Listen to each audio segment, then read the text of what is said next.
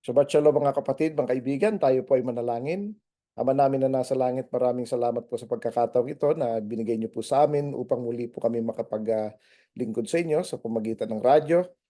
Nawa Panginoon ay pagpalain ninyo ang inyong salita na ito ay magbigay sa amin ng gabay sa aming pang-araw-araw na pamumuhay. Pag-usapan namin ng Parsha Kitabu na kung saan ay ito ay isa sa mga huling habilin ng inyong alagad na si Moses at nagbibigay sa amin ng paalala sa mga dapat gawin. At ito po ay isa sa pinaka-importanting parsya na pinag-aaralan sa panahong ito na panahon ng Teshuvah na kung saan ay kami po ay dapat manunumbalik sa inyo at habang inaantabayan na namin ang High Holy Days na parating. Nawa Panginoon ay pagpalain ninyo ang inyong salita na ito ay makarating sa mga pusong naghahanap ng katotohanan. Binabalik po namin sa inyo lahat ng papuri at pasasalamat sa pangalan ng aming Panginoong Yeshua. Amen. Muli, Shabbat Shalom mga kapatid, mga kaibigan, at pag-uusapan nga natin dito ang Parsha Kitabu. Ang ibig sabihin nito, when you come in, o kapag ikaw ay dumating or pumunta o nakarating. Ang Hebrew, pagka tinatawag, halimbawa, tabo, come here, parang gano'n, yung word na bo, pwedeng to come or to go. So yung kitabo is when you come in, or when you go. When you go or when you enter. Yeah. So ito yung pangalawa at pangatlong salita na kakaiba sa parsha na to, no? Saka ito ay pinaka pang 50th, malapit na, no? Ilang ang tulog na lang High Holy Days na. Saka babalik na ulit tayo sa cycle ng Genesis o Bereshit, no? At dito nga ay coverage nito ay Deuteronomy chapter 26 verse 1 hanggang Deuteronomy 29 verse 8. At maraming mga mahalagang topic dito, no? Kasi dito yung actual na blessing sa curses na ni-recite ng mga anak ni Israel at hinati sila. Yung iba magre-recite ng blessing, yung iba magre-recite ng curses, no? So dito rin yung instruction ng Panginoon patungkol sa first fruit, no? Sa mga commandments ng Panginoon, isa sa mga commandments na hindi pa nila nagawa at hindi na implement ni Moses ay yung offering ng first fruit, kasi ito'y inutos lang pag sila'y nakapasok sa land of Canaan, no? At ito ay isa sa mga importanteng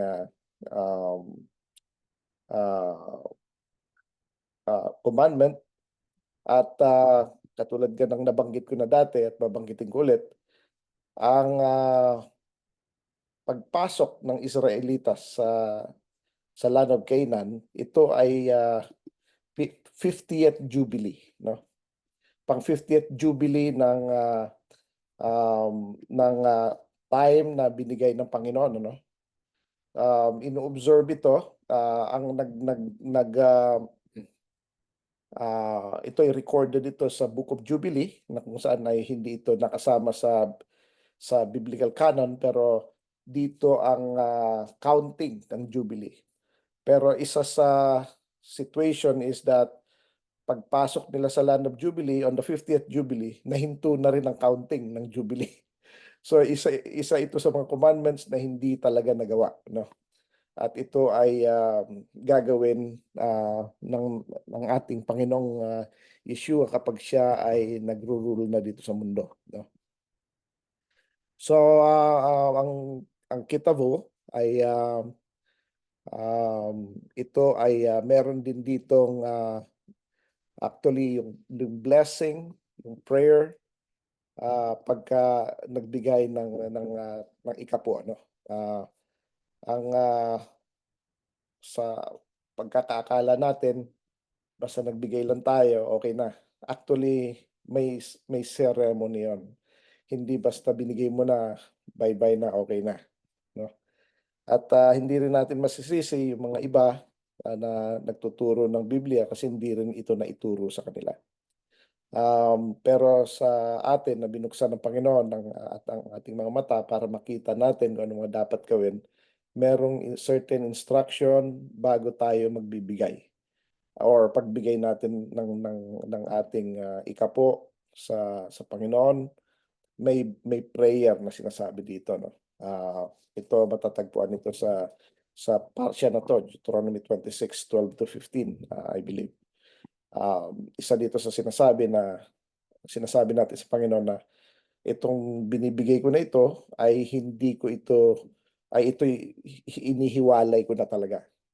Ito ay hindi ko binigay sa mga patay o sa mga kung kani-kanino lang, ano, kundi ito ay binigay ko sa mga fatherless, sa mga Levites, sa mga alien, sa mga widow. Tapos sinasabi rin dito na ako talaga yung nakinig ng inyong salita. Wala akong binayolate na commandment mo. So ito yung mga recitation, ano, na hindi porke nagbigay okay ka na. Maraming nagbibigay, katulad ni Cain, nagbigay siya pero hindi naman tinanggap, ano. Ganun din si Sapphira, at nagbigay sila ng kanilang pera, namatay patuloy sila kasi hindi naaayon sa kalooban ng Panginoon yung kanilang binibigay. Hindi sila sumusunod sa instructions, ano. Kaya napaka-importante na makita natin, no, ang mga bagay nito kasi hindi po basta-basta ang Panginoon. Hindi porke parang umattend na ako, nagbasa na ako ng Biblia, nag-pray to receive na ako, nagbibigay ako ng ikapo, nagsisimba ako linggo-linggo, okay na ako.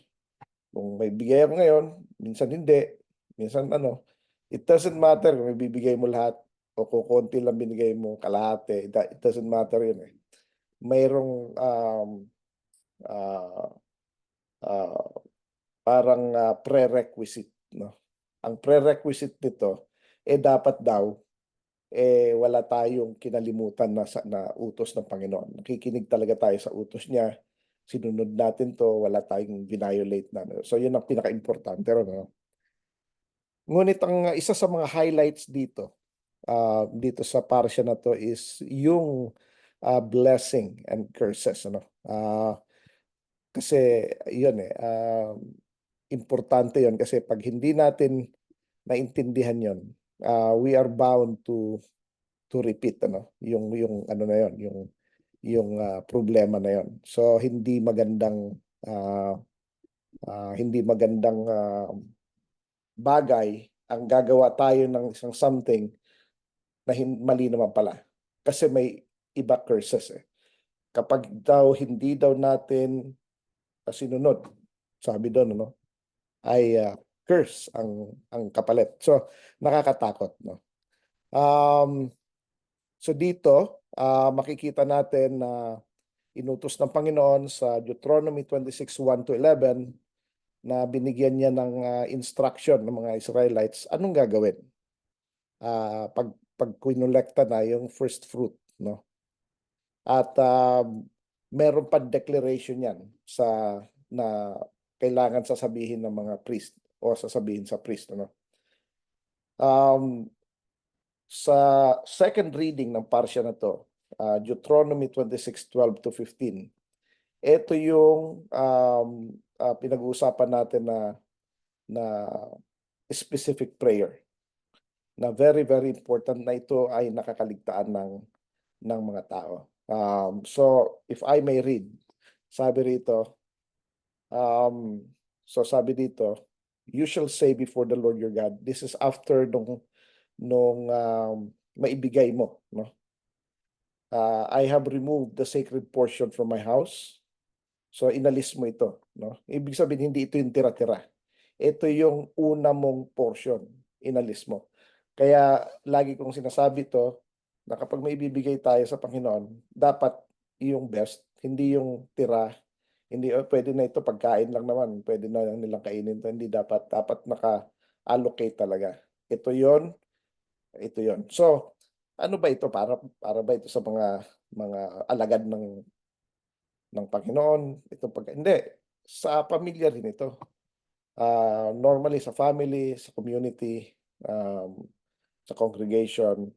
So, magse-set ng pagkain, kakainin ito before God, no? So hindi ito para sa kung kanino, para rin dito sa mga worshipers. Specifically yung magbibigay, siya rin ang kakain. Pero kakainin niya ito before the Lord. So, yan yun, ano.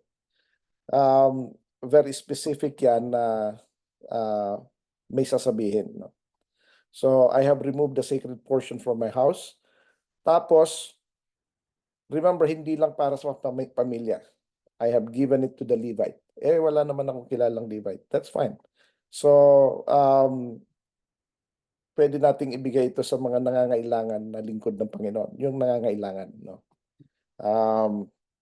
Pero yung totoong lingkod, kasi may sinasabi rito na I have not given it to the dead, which is kapag tayo ay nagbibigay sa false group, sabihin na natin, o yung mga nagwo-worship sa patay, or alam niyo yung yung iba kumakain sila sa sementeryo. That's also form of giving it to the dead. Or yung parang merong mga pa 40 days, mga ganun, ano. Yung kainan na yon, it's actually an offering to the dead, which is a little bit scary, no? Inaalala lang naman namin yung kanyang memory. It's more of a celebration of life, mga ganun. Maraming excuses kasi. Tulad nga ng kasabihan sa Pilipinas, kapag gusto may paraan, pag ayaw may dahilan. So there's always a way to find yung excuses to do something na gusto nila, no? Pero anything na related to that is, it's offering to the dead. That's what it is. So ganun din yun, yung kumakain sa sementeryo, obvious talaga yun. Ginawa ng mesa yung sementeryo, yung puntod. So doon na talaga kumakain. Or yung mga ibang religion na nag-o-offer talaga sila sa mga nila, sa mga ancestors nila na namatay, or yung recent lang na namatay sa mga altar nila. So they do that. So sabi dito, I have not given it to the dead, no. Instead, binigay niya sa Levite, sa alien. Yung alien, hindi ito yung mga taga-Mars o taga-Jupiter, no? Yung alien, ito yung mga dayo. Yung mga taga-ibang lugar na napunta, no? Napunta sa atin, whether kapwa Pilipino o Inchik o ibang lahi, or kahit sino pa yan, no? So hindi taga sa atin. Yung mga orphan, yung mga wala na magulang, yung mga widow, yung mga wala ng asawa, no? Tapos, sabi dito, ayon sa iyong mga utos.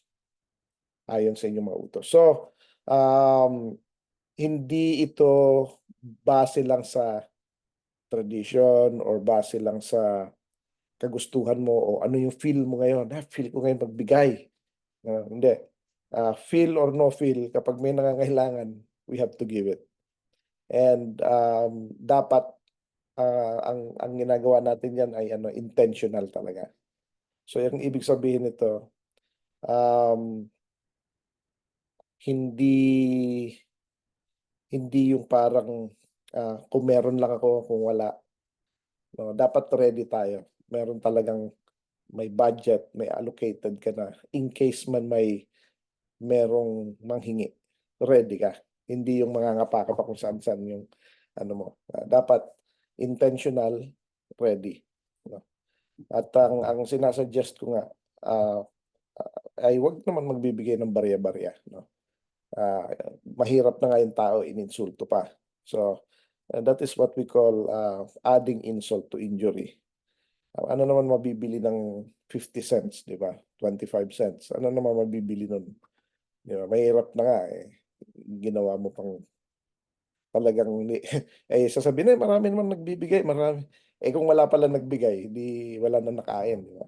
So, ang ano ko diyan, ang suggestion ko is if kung hindi niyo kayang magbigay ng pera, dapat meron talaga kayong ready na at least bottled water or a sandwich or something. Ngayon kung pera naman, um, dapat kaya namang ibili ng kahit maliit na tinapay at inumin, no? Para man lang kasi kung wala talagang nagbigay, at least yung very basic na pagkain ng tao, at least for that meal, no? Wag natin i-assume na marami nagbibigay, mayayaman na yung mga yan, gano'n. May mga gano'n eh. So, ngayon, what if, binibisyo lang, sinisigarilyo, dinodroga. Well, that's not our problem. That's their problem. So, ang our obedience is not dependent on the obedience of others. Maging obedient ang iba o hindi, dapat obedient tayo. Kaya sinabi ng Panginoong Yeshua kay Peter, sabi niya, if you love me, feed my sheep. So 3 times niya sinabi yan. Tapos sabi niya, come and follow me. Tapos nakita niya sumusunod si John. Sabi niya, what about him? So tanong niya, sabi ng Panginoon, pakialam mo, di ba? Kung gusto kong mabuhay siya hanggang pagdating mo, wala kang magagawa. Pero ikaw, you have to follow me. So ang ibig sabihin nito, kahit kung ano yung ginagawa ng iba, sumusunod sila sa Panginoon o hindi o whatever, or hindi tayo dapat dependent doon. Dapat may sarili tayong conviction na kahit mag-isa na lang ako, susunod pa rin ako. Ganyan ang mindset ni Elijah. Nalungkot na nga siya, sabi niya, Panginoon, mag-isa na lang talaga ako. Sabi ng Panginoon, hindi, may 7,000 pa akong tinabi. Hindi mo lang kilala pero may kasama ka, no? Which is really interesting kasi kahit sa congregation, hindi kami madami. Kung konti lang talaga. And sometimes it's discouraging, ano. Pero come to think of it, ang araw na dinala tayo ng Panginoon, yung mga appointed times, meron tayong mga kasama na mga hindi natin nakikita. Ito yung mga angels na hindi tumiwalag sa Panginoon. 2/3. Mas marami yung nanatili sa Panginoon. 1/3 lang yung tumiwalag. 2/3 ng heaven ay sa Panginoon. So, marami tayong kasama, no? Mas marami kaysa sa kabila. So, whatever it is, doon tayo natetest eh. Si Abraham, starting even from Noah. Si Noah, buong mundo, wala talagang sumusunod. Si Noah lang talaga. Talagang wala na. So, pero hindi pa rin siya bumaliktad. Kasi minsan, feeling natin, baka sila tama kasi sila yung marami, napakarami nila. Parang asaya-saya nila. Parang maraming milagro nangyayari, gaganda ng buhay, masasaya sila. Pero nakikita mo naman, parang mali naman yung ginagawa nila, ba't ganito? Di ba? So, hindi sa paramihan yan. Kasi, tandaan po natin, hindi yung nakikita natin ang testing sa atin ay yung naniniwala tayo na hindi natin nakikita. Kaya nga sabi ng Panginoon sa mga disipulos niya blessed are your eyes kasi many wants to see this day pero hindi nila nakita. Pero sabi niya mas blessed daw yung mga hindi nakakita pero nananampalataya. So mas blessed pa pala tayo kasi hindi natin siya nakita personally, hindi natin pero sumusunod tayo. Meron nga mga kapatiran na nasa ibang lugar, nasa ibang bansa. Feeling nila mag-isa lang talaga sila. Pero hindi talaga sila mag-isa kasi may mga kasama tayo. Magkakahiwalay man tayo na lugar. Pero sa Panginoon, dugtong-dugtong lang tayo. Diyan lang tayo, magkakatabi lang tayo.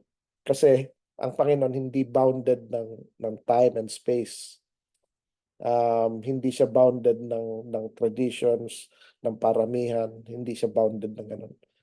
So, magkakalayo man tayo, para sa kanya magkalapit lang tayo. Ganun ang ano. Tapos may mga tanda natin, bawat isa sa atin may mga angels. Kasama natin sa nagwo-worship yon. So, kasama tayo, marami tayo, di ba? So, keep up the faith. Tuloy-tuloy talaga. Wag tayong bibitaw, ano? Kahit mag-isa na lang tayo, kahit pagod na, parang walang nangyayari. Pero merong nangyayari actually. It's you know. Anyway, going back dun sa prayer, Deuteronomy 26, 12 to 15, ano. Ito sabi niya binigay ko sa mga strangers, orphans, widows. Gusto ko pong banggitin ito sa inyo, no, na ang ang puso ng Panginoon ay napakamalapit sa mga sa those who are meek, sabi nga niya, will inherit the earth. Sila yung mga talagang hindi lang sila mapagpakumbaba, kundi talagang mababa talaga sila dahil walang ano wala silang maipagmamalaki sa mundo. Let's put it that way. Kaya sila yung mag-i-inherit ng earth. Pero it doesn't mean naman na mahirap ka automatic din, hindi rin, ano? Kasi marami rin namang mahirap na masasama din ang loob, no? At meron din mga meron na parang mahirap lang ang dating, no? Kaya sabi doon, blessed are the poor in spirit, for theirs is the kingdom of heaven, sabi ng Panginoong Yeshua sa Matthew chapter 5.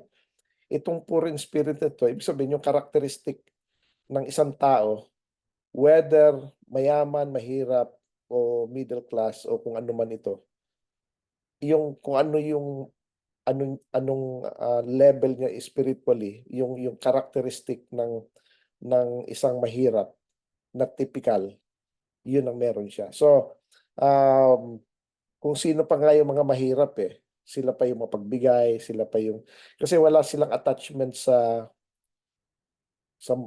ano sa wealth sa mundo.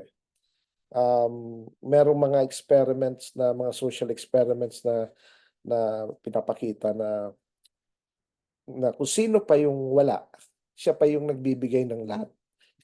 At makikita natin to even dun sa gospel ng Panginoong Yeshua, na tinawag niya mga disipulos niya. Tapos sabi niya, pinakita niya yung mga nagbibigay ng mga marami, nagbibigay mga ikapu doon sa templo. Tapos may nagbigay na isang old widow, no? Talagang yun lang ang pera niya, yung siguro isang kusing, I don't know, no? Tapos binigay niya yun. Tapos sabi ng Panginoon, sino sa tingin niyo pinakamaraming binigay? So, ang sinabi niya, yung pinakamaraming binigay, yung matanda na widow. Kasi yun lang ang meron siya, 100% binigay niya. So, yun ang ano ron, yun ang, kung sino pa minsan may mahirap, siya pa yung giver. Kasi wala siyang attachment sa mundo, no? So, yun dapat ang characteristic natin. Sila yung maawain, sila yung matulungin. Kaya sabi doon, blessed are the merciful, for they will be shown mercy. Yung lahat ng characteristic na nasa Beatitudes ay characteristic yun ng poor in spirit. They hunger and thirst for righteousness. Kasi yung mga mahirap, gutom sila eh. Pero remember, ito'y in spirit. So, they hunger and thirst for righteousness.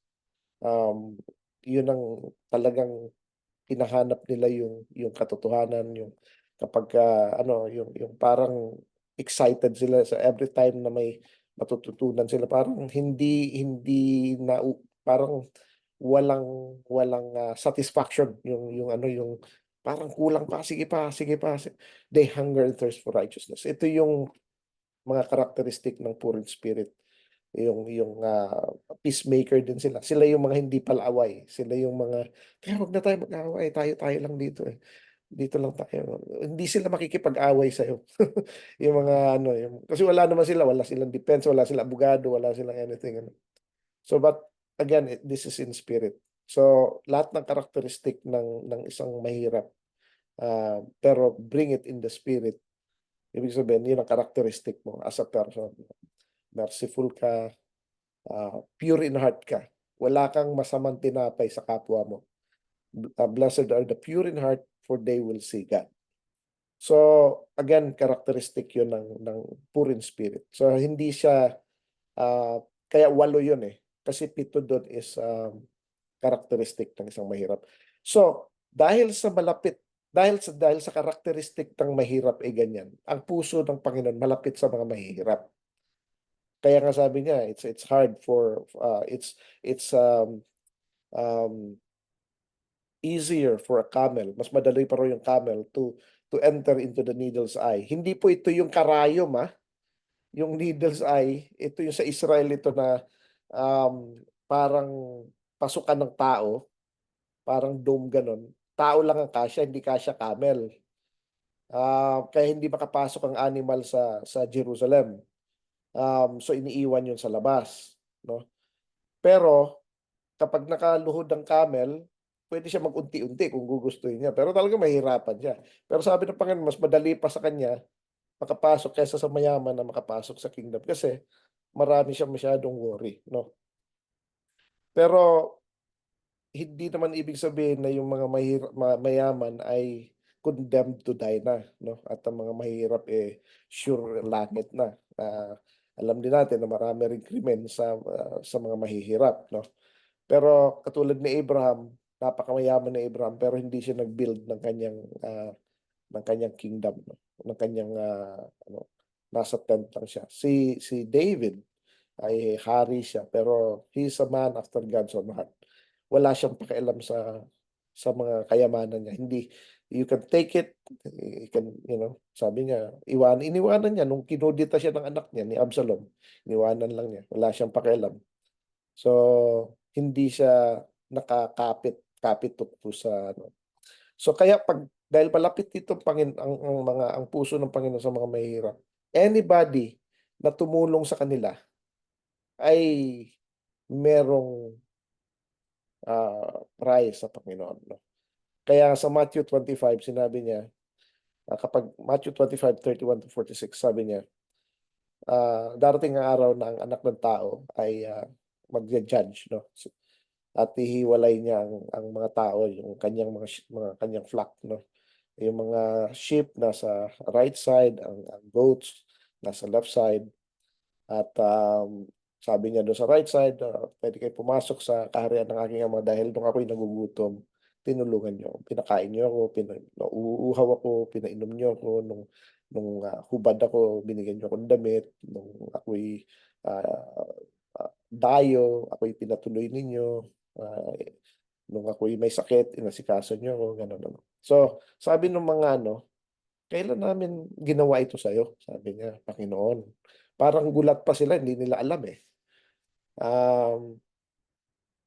Sabi ng Panginoon, kapag ginawa niyo ito sa isa sa mga kapatid ko, ginawa niyo na rin ito sa akin, sabi niya. For one, it pertains sa mga Jews, no?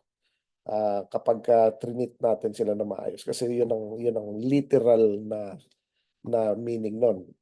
Pangalawa is yung symbolical, which is remesh. Kasi tandaan natin ang biblical interpretation ng sa Hebrew biblical interpretation is using pardes, no? Peshat is literal, remesh is symbolical, derash is yung reference what was done before, and sod yung spiritual revelation. Unlike yung Christian hermeneutics, which is yung Christian interpretation ng Bible, na hindi pwedeng magpareha. Ang literal is literal, symbolism is symbolism, they cannot be the same. Ang pardes, applicable sa lahat at hindi nagko-conflict. Yun ang difference ng ano. Pero maganda rin ang hermeneutics. Kaya lang mas magandang malayo ang pardes. So anyway, Ang symbolic part nun is anybody na tao. Kasi ang tao, si Yeshua ay son of man. Ibig sabihin siya yung lahat ng image natin is created in His image. Tapos, kamukha naman niya yung Ama, kaya ka-image din natin ng God the Father. Pero wala lang nakakita sa God the Father. Sabi ng Panginoong Yeshua, kamukha ko siya.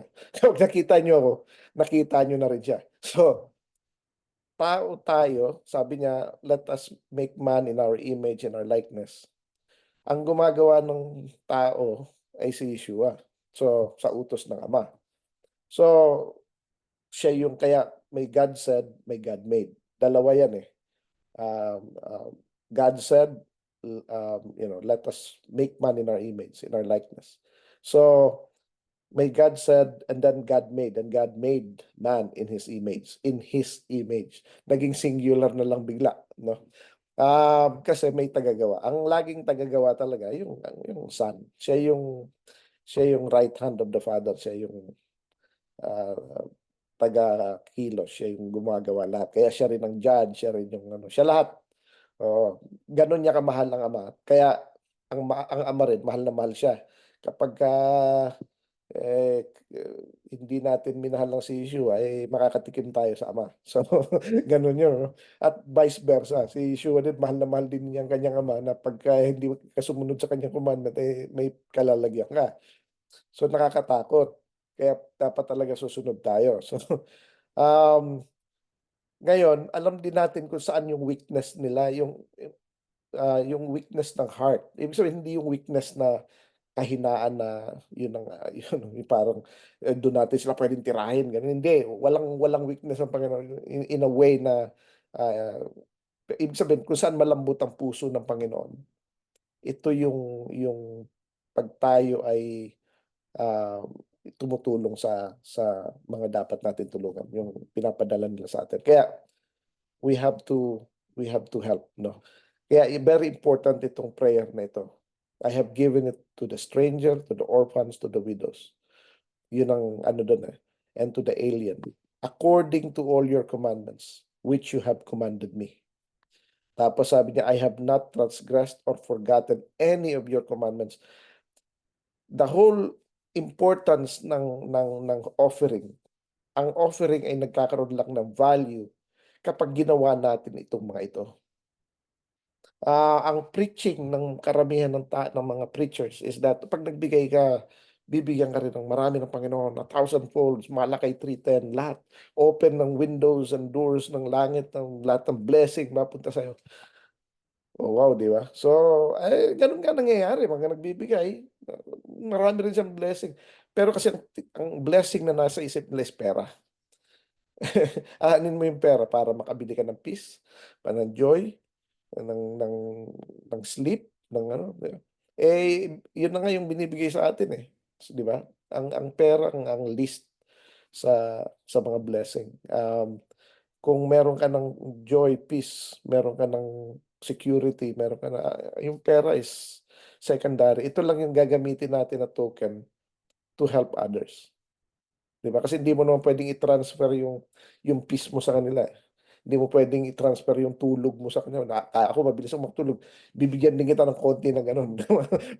Yung gift na gano'n, hindi na natin maita-transfer yon. Pero we can give them something na tangible. Yun yung pambigay natin, pang, ah, pang-allowance na para ibibigay. Kaya lang, kapag kinamkam din natin, so yun, nagkakaroon ng problema. But anyways, um, yung commandments, I have not forgotten any of your commandments. It's very important, ano. Dito gusto ko mag-emphasize ito dito sa ano kasi ito napaka-importante ito kasi dito ang mali-maling mga katuruan, no. Hindi loto ang Panginoon para magbigay ka konti at mananalo ka ng milyon-milyon, ano. Hindi ganoon, ano. Bakit yung iba nagkaka-blessing pa rin na gano'n? Sigurado ang Panginoon na nagbigay, di ba? Kasi alam natin na si Satanas kaya rin magbigay ng ganyan. Sabi niya sa Panginoong Yeshua. Si Panginoong Yeshua na mismo sinabihan niya, Kapag nag-bow down ka sa akin, bibigay ko sa iyo lahat ng wealth sa mundo, di ba? So may pwede ring magbigay. Kasi sabi niya binigay na ito sa akin. Sino nagbigay sa kanya? Di ba? Yun ang tanong doon. yun, yun ang tanong doon eh. So, anyways, may kaya ring magbigay na iba. Pero sa atin, ang blessing is yung good health, yung long life, yung peace, yung joy. Um, Yun ang mga blessings na hindi mabibili ng pera. Um, yung security, yung protection, yung mga nagkakaroon ng mga ano pero shielded tayo. Yung alam natin pag nag-pray tayo, alam natin pakikinggan tayo ng Panginoon. These are the things that money can never buy, no? So, hindi ko naman ibig sabihin na pag nagkapera kayo, waldasin nyo lahat, pamigay nyo sa lahat. Hindi. Kailangan pa rin natin maging prudent. Kasi i-account tayo. Hindi naman atin yun, i-account tayo. Anong ginawa mo sa sa ano ko sa'yo, pina pina parang you're the caretaker, di ba? Ano, winaldas mo, di ba? Ano sasabihin natin, di ba? So we have to be careful pa rin. Pero dapat gagamitin natin ito for the glory of God, no? So again, sabi dito sa verse 14, Deuteronomy 26:14, I have not eaten of it while mourning, um, nor, ano bang ibig sabihin nito? Kapag may, halimbawa, may mga feasting, pero may sakit ka o ikaw ay nagluluksa, hindi pwede. Hindi ka pwedeng uh, mag-celebrate, no? You have to let it pass. Kung may sakit ka, tabi ka muna, no? Obedience is better than sacrifice all the time. So, tapos, I have listened to the voice of the Lord my God. Sabi ng Panginoon Yeshua, my sheep hears my voice and they listen to me. So, ano ba itong voice ng Panginoon? Could be anything, right?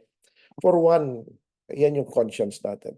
Um, Parang, oh, wag mong gagawin yan. Wag mong gagawin to. O ito, gawin mo yan. Nakikinig tayo ron. Pero dapat yun, hindi yun based on our own idea. Dapat, tama ba ito? Nakabase ba ito sa Torah? Ano ba itong ano ba itong idea na pumapasok sa isip ko, di ba? Parang gano'n, no? So, pero may guidance. Wag mo nang gagawin yan. Wag mo nang patulan. Gano'n. Nakikinig ka eh. Di ba? Pero it always has to be aligned sa Torah. Kasi pag hindi, baka ibang boses yung narinig natin. No? So we have to be very careful. Tapos, sa verse 15, sabi niya, look down from your holy habitation from heaven and bless your people Israel. Again, ang blessing, ang nagbibigay, yung tao, pero ang pinagpipray niya, yung buong nation. Di ba? Hindi yung bless me Lord. Hindi ganun eh. Ako nagbigay Lord, dapat akong i-bless mo. Ang sinasabi niya, i-bless mo yung mga tao. Bless mo ang mga tao. Uh, uh, you know, uh, yun ang ano, laging para sa iba. Para yung iba naman, tayo din ang ipagpipray. So, ano lang, exchange prayer lang. Ganun lang. So that's how it is, no? Yan ang isa sa napaka-importante. So we should never forget that. Deuteronomy 26:12-15. I encourage you na balik-balikan nyo ito. And every time that you want to give, always recite that. Kasi napaka-importante niyan. Kaya sa Light of Visaya, every time na after the offering, we recite that kasi it's a reminder, hindi yung gift na binibigay mo. It's actually the obedience. Yung obedience. Pag hindi ka obedient, wag ka na muna magbigay. Sayang lang, mapapalo ka pa. Di ba? So, mag-obey muna before you give. No? Um, so, yun ang ano ron. Ano. And of course, para malaman mo kung anong i-obey mo, you have to study the Torah. Andiyan dyan lang naman yung Bible. Eh. So, kaya lagi natin pinag-aaralan yan, balik ng balik, year after year, year after year. Pero, itinuturo ko rin na pinag-aaralan din natin, pati yung Haftarah, pati yung New Brit Kadashah. yung New Testament, ano, para makikita natin na ito rin pala i-related, no? So, as a matter of fact, mas marami pa nga ako naka-incline sa New Testament, eh. Pero gamit ko yung Torah kasi yun din ang basis nila, eh. Kaya it's very important that we do that. Ngayon dito, no, sa Deuteronomy 27:11 to chapter 28 verse 6. No, inutusan ni Moses sa mga tao, no, na pag nag-cross na sila sa Jordan, ang tribe ni Simeon, si Levi, si Judah, si Issachar, si Joseph and Benjamin, tatayo sila sa Mount Gerizim, para i-recite yung blessing, no? Tapos dito na nakalista yung mga blessing, no? um, i-allowed nila, i-memorize nila actually, tapos i-recite nila yon, no? Um, Tapos sabi dito, if anyone ang maggagawa ng mga image, yung mga idols, ano sila, cursed sila. Yung mga nag-insult sa father and mother, yung mga nag-move ng landmark, yung muhon, ginalaw, nilipat, or alam niyo yung mga kalukuhan ng mga bata na inaano yung mga bulag. Ayan. Yan kasi yung kala nila kapilyuhan lang, pero actually it's a curse to do that, ano. Or yung i-treat mo yung mga stranger unjustly, yung inaano mo sila dahil dayo sila. Yan ang ayaw ng Panginoon. Ito ang ano, no, gusto kong banggitin. Ang akala ng mga tao, kaya sinunog ang Sodom and Gomorrah dahil marami mga bakla at saka mga ano. Meron siguro mga bakla ron. Hindi ko mai-ano yan, no? Marami. Pero ang reason kung bakit talaga sila sinunog ng Panginoon, dahil sa ang unjust treatment nila sa mga dayo, no? Yun ang talagang number one, no? Kung meron pa silang mga sexual immorality, that's another thing na ipapunish. Pero ang sabi ng Panginoon, number one niya na ang reason bakit niya sinunog ang Sodom and Gomorrah, dahil tinitreat unjustly yung mga dayo. Niloloko, pinagtitripan, um, yung, lahat ng mga ginagawa ng mga tao. Kaya kung mapapansin natin, nung araw, maraming mga inchik na parang mga dayo, minimaltrato ng mga tao. Makalipas ng maraming taon, sila na yung mga amo. Kasi sila yung binibless ng Panginoon. Palakampi kaya ang Panginoon sa mga naaapi. Tapos yung mga nag-aalipusta, sila yung mga empleyado. So, tapos galit sila kasi bakit dayo lang ito, di ba? Actually, yan din ang naranasan ko dito sa Canada. Sinabihan ako niyan, eh. Kayo, mga dayo kayo pa yung umaano rito, mga ganun-ganun, no? So, yun ang pangit. Ngayon, binibless ng Panginoon yung mga dayo na nagtatrabaho at naniniwala sa Kanya, syempre. So, hindi naman ibig sabihin hindi ka na magtatrabaho. So, you really have to work hard din pa rin, ano? Pero ang sabi doon, wag niyong aapihin ng mga dayo. After all, lahat tayo dayo lang sa mundong ibabaw, ano? So, wag natin kakalimutan yan. At yun ang ano, no? Yung mga ini-ignore yung mga fatherless na kawawa, mga widow, um, yung inasawa ang asawa ng ama o nakipagtalik sa hayop o sa kanyang kapatid o sa mother-in-law or yung nag-murder ng countrymen. Yung ito pa, yung tumanggap ng bribe, ng suhol. Naku, marami niyan sa atin. Well, everywhere naman. Ah, sa murder case, ano? At yung mga hindi nag-observe ng commandments. So, yun ang mga cursed people, no? So, paano kaya yung mga hindi nakakaalam?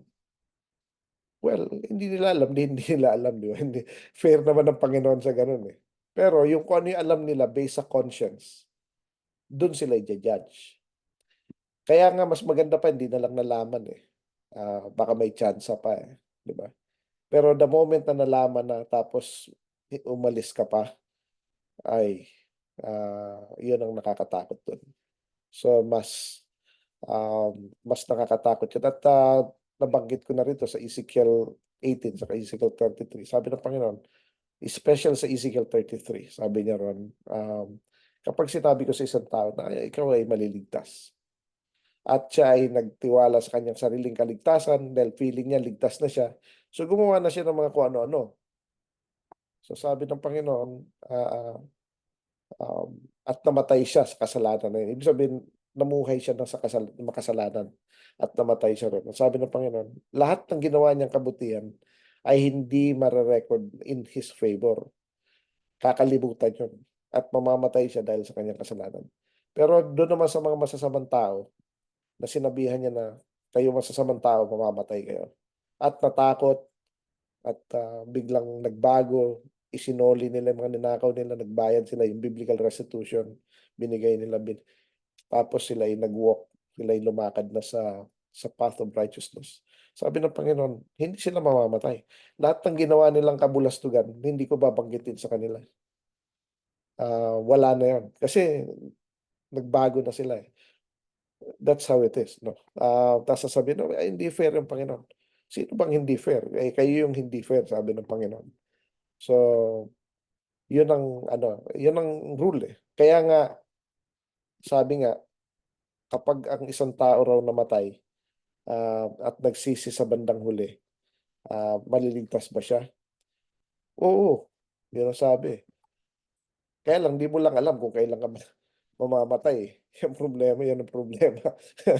Kaya surprise yan. So we really have to be careful. Kaya sabi ng Panginoon, sabi sa Hebrews chapter 3, kapag narinig mo ang boses niya, today when you hear His voice, do not harden your heart as you did in the rebellion. Yan ang sabi ron. Kapag nakita na natin, wag na tayong umalis. Ano? Sa 6th reading, Deuteronomy 28:7-69, maraming mga blessing sa mga magkikip ng commandments. Napakadaming blessing. Andiyan yan yung mabibless ka kahit nasa city ka o nasa nasa nasa bundok ka, nasa kagubatan, kahit saan ka. Yung mga anak mo mabibless, pati mga animals mo mabibless dahil sa iyo eh. Walang ano eh, bless lahat, pati ano. Alam mo yung yung tinatawag nila swerte, lahat nakadikit, parang magandang vibes ng tao. Pag malas naman lahat, namamatay yung mga kung ano, parang kamalas naman ng tao ito. Kasi cursed siya eh. So ayaw natin doon sa mga cursed eh. So, yan ang ano, no, yan ang isa sa yung pag-bless tayo. Lahat, pati yung mga kasama natin, blessed din. Damay sila, kasama sila sa damay. Ah, kasi pag nagbigay ang Panginoon ng ulan, kasi mayroong righteous doon. Pati yung mga evil people, nabibless din eh. Oo. Okay na rin yun. Baka sakaling makita nila, ay, ito pala ang Panginoon, no? Binibless tayo dahil sa taong ito. And yan ang nangyari kay Joseph, no? Si Joseph, gustong-gusto nila kasi nabibless sila eh. Ah, ah, kahit saan mapunta si Joseph, lahat ng kasama niya nabibless eh. Kaya gustong-gusto siya, no, ng mga tao. So, yun na isa sa mga blessing ng isang sumusunod sa Panginoon. Kasi pati yung iba, may damay-damay. Ramdam nila yung blessing nila. Bakit pag sa'yo, parang ang gaang ng mundo, parang magaang dahil may blessed eh. Pero pagka disobedient yun sa tao, ang bigat lahat. Mabigat. So, yun ang ano. Um, yun ang blessing, ano. Pero sabi niya sa Deuteronomy 28:15, pero pag dumating ang panahon na hindi ka na sumunod, no? at hindi mo nakinip ang lahat ng commandments, lahat hindi lang yung isa, dalawa, hindi lang yung majority, 80%, 90%. Kapag meron ka ng hindi ginagawa, um, all these curses will come upon you. May mga curses. Ang nakakaano rito, meron lang 11 blessings, pero merong 53 curses. Napakadami. Napakadami ng curse kaysa sa hindi worth it eh. So, um, nakalista ang curses. Um, 53 curses nakalista yan sa Deuteronomy 28:16 to 68. Kaya ito yung pinakamahabang chapter eh. Kasi andun doon lahat ng curses eh. Um, tingin nga ng mga ibang tao, napaka-tough naman ng Panginoon. Kasi ganito po yan, no? Kung pareho lang, halimbawa, 11 blessings, 11 curses. 50-50, di ba? So, madali mag-decide eh. Ano ba, mahirapan ka mag-decide, hindi ba pala madali? Mahirap pag-decide ano bang gusto ko. 11 dito, 11 dito. Di ba? Ang ginawa niya, dinamihan niya ito. Ito mangyayari sa'yo kapag hindi ka sumunod. Ang dami-dami talaga. O, di ba? Para hindi na tayo pumunta ron. Pero bakit pumupunta pa rin doon ng tao sa dami ng ano ron, disadvantage, kumbaga, di ba? Bakit yun pa rin talagang pinipili ng tao? Yan ang, kaya sabi ng Panginoon, hindi ko maintindihan ng mga tao. Stiff neck, napaka-stiff neck. Pero, hindi lahat. Kaya may mga pinili siya. Kaya um, sabi ng Panginoong Yeshua, wide is the gate that leads to destruction and many will go there. Marami raw pupunta ron. Pero yung path to life and narrow and straight. Ibig sabihin walang liku-liku ito. Hindi mo pwedeng baguhin. Saka narrow lang siya. Ibig sabihin sure ball ka talaga. Walang galawan. Ito pwede ko itong gawin. Ito pwede ko itong gawin. Okay pa rin. Pasok. Hindi, isa lang. Iisa lang ang way. Yun lang talaga. Ibig sabihin, pag sinabing ang Shabbat ay Sabado, hindi ito Linggo, hindi ito Lunes, hindi ito Martes, hindi ito any day na gusto natin. Ang Shabbat ay Shabbat. Isang araw lang yan. Hindi mo pwedeng baguhin yan. Ay, hindi ganito. Ito yung Shabbat ko. Shabbat mo yan. Pero hindi Shabbat ng Panginoon. So, hindi mo mababago. Kumbaga, shoot na shoot talaga siya. Halimbawa, ang mga kapistahan ng Panginoon, define talaga siya. Hindi siya yung, pwede kaya natin baguhin ito, ganito. Pwede na. Parang may option tayo na mabago. Hindi natin mababago yan. So, straight siya, diretso. So, ang ginawa ng Panginoon, ito, napakaraming disadvantage. Ito yun naman yung blessing mo. Pero yung 11 na yun, sobra-sobra na yun. Talagang kumbaga, wala. More than enough sa kailangan natin. Tapos yung binigay niya na sobra-sobrang kaparusahan naman doon para hindi nga tayo pumunta ron. Kumbaga, i-discourage na tayo na pumunta ron. Pero pumupunta pa rin ng tao. Tapos, sasabihin nila, unfair naman ng Panginoon, napaka-tigas naman niya. Di ba? Siya pa ngayon tuloy may kasalanan. Di ba? So, anyways, dito kailangan matutunan natin, makikilala natin ang Panginoon at pinapakita niya sa atin. Minsan nakakalimutan natin. Kaya napaka-importante yung counting the blessing, yung count your blessings. Be thankful for everything. Kasi makakalimutan natin. Nakakalimutan natin kung ano yung nung pagkasama natin siya. Katulad ng mga Israelitas, sa loob ng 40 years, hindi sila pinabayaan. Walang araw, maliban sa Shabbat, na walang mana. Pagdating ng Friday, double portion para may sa Shabbat. Walang araw na may namatay sa kanila dahil sa uhaw. Pag nauuhaw sila, for some reason, tinetest lang sila ng Panginoon. Tapos pumapalya naman sila. Tapos uulitin na naman yung test. Palya pa rin. Kaya minsan, binibigyan tayo ng testing ng Panginoon at paulit-ulit binibigay ito kasi panay naman ang fail natin. Hindi tayo makapunta sa next level, di ba?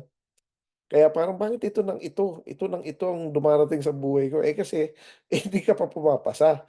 Kailangan ipasa mo ito para makapunta ka sa next level 'no. So yung mga clothes hindi na nag-worn out, yung mga sandals hindi man lang napudpud, 'no? Wala silang ano, lahat ng kalaban nila talo nila. So mga blessing. Ngayon practicality sa atin, ano ba yung mga ginagawa sa atin ng Panginoon mula nung naniwala tayo sa Kanya 'no? So ito, ika-count natin kasi makakalimutan natin. Kung maganda nga isulat pa natin, eh, i-diary. Itong araw na 'to binigyan ako ng blessing ng Panginoon. Walang-wala na ako ta's biglang may ganito. Kaya minsan maganda rin kinukuwento, inaano, parang naalala natin more.